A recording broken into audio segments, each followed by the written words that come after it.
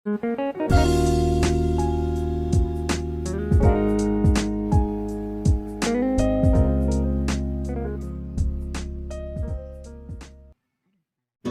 assalamualaikum warahmatullahi wabarakatuh. Selamat datang di channel ini. Bertemu lagi dengan saya. Nah, kali ini saya akan membuat video dengan materi yang berjudul tentang mekanisme kerja asuransi. So, kalian pantengin terus di video ini ya guys. See you.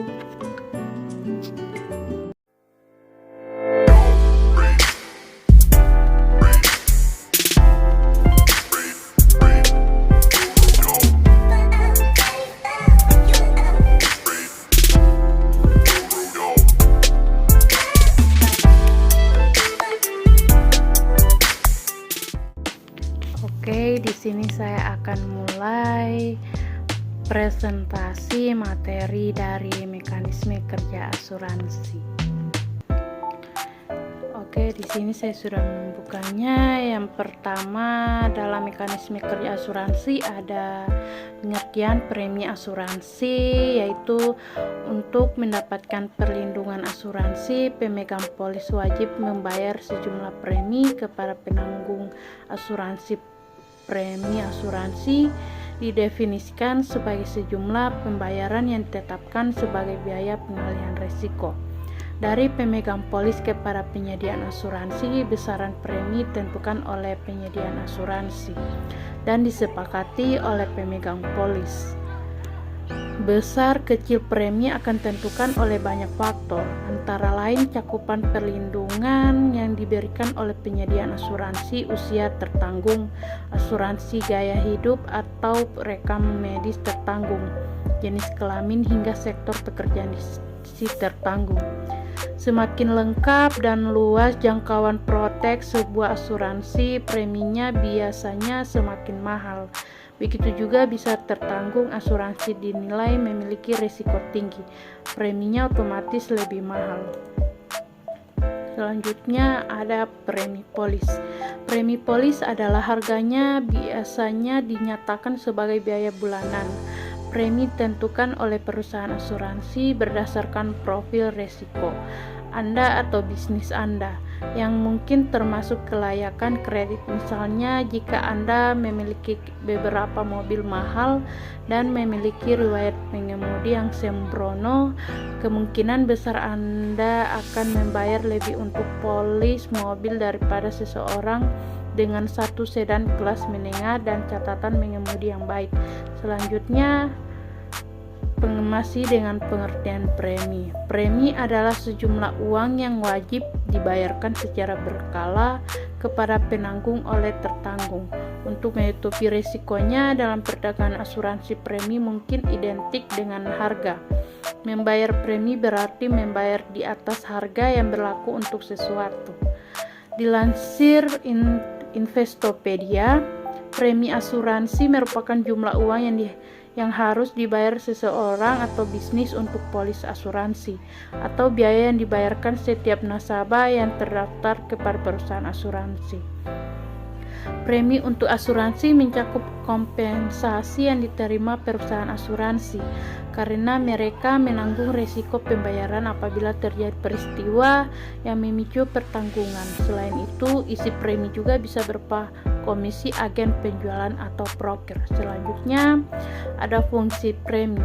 Fungsi premi asuransi adalah sebagai pengembalian keuangan kepada nasabah yang terdaftar atas kerugian yang terjadi padanya di kemudian hari. Yang pertama ada fungsi premi untuk nasabah dan pihak tertanggung. Bagi nasabah asuransi, premi memiliki beberapa fungsi, antara lain yaitu memperoleh jaminan perlindungan.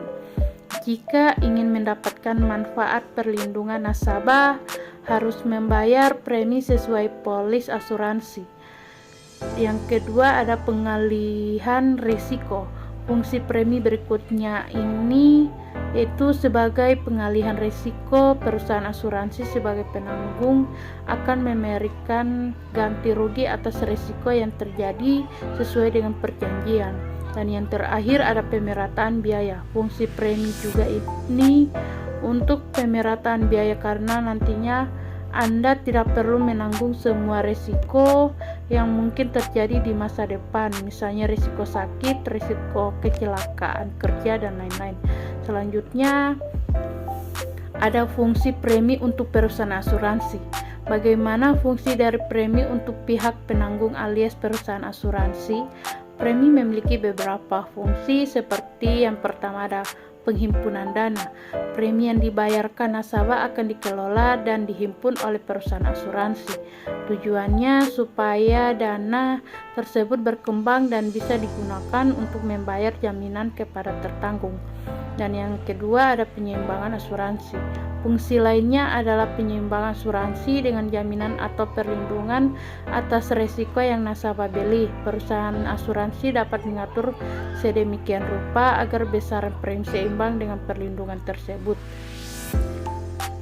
Yang berikutnya ada pengertian unit link. Unit link merupakan produk asuransi jiwa yang dikaitkan dengan investasi dan memberikan dua manfaat sekaligus dalam satu polis, yaitu manfaat perlindungan serta manfaat investasi yang juga memiliki risiko sesuai dengan dana investasi yang dipilih. Dengan kelebihannya tersebut proteksi sekaligus investasi, tak heran banyak konsumen yang tertarik membeli produk unit link ketimbang produk asuransi tradisional yang hanya fokus menjual proteksi.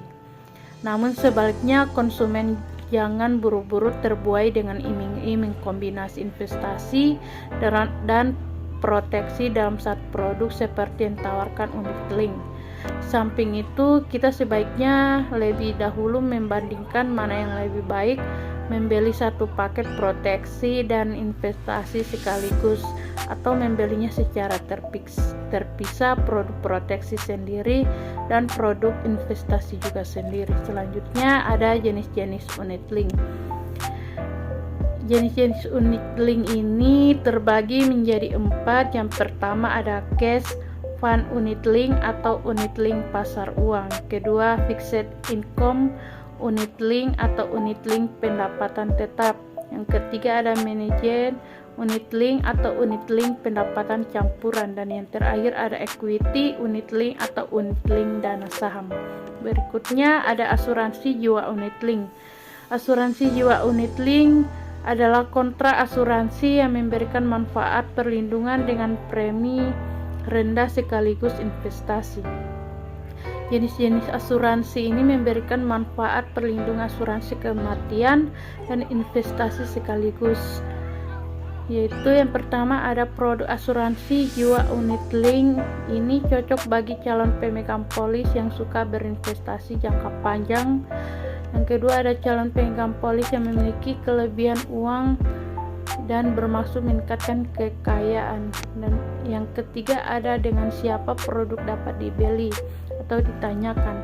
Yang pertama ada agen asuransi yang berlisensi dan masih berlaku. Yang kedua ada staf bank insurance yang berlisensi dan masih berlaku.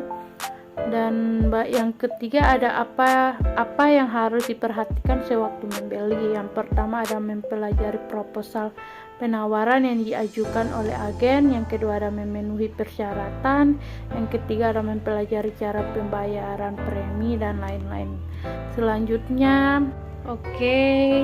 sampai di sini materi dari saya yang sudah saya jelaskan. Bila ada kesalahan kata atau kata-kata yang kurang jelas, mohon dimaafkan, dan semoga dengan materi ini bisa bermanfaat bagi kita semua. Dan jangan lupa like, comment, and subscribe. Sampai jumpa.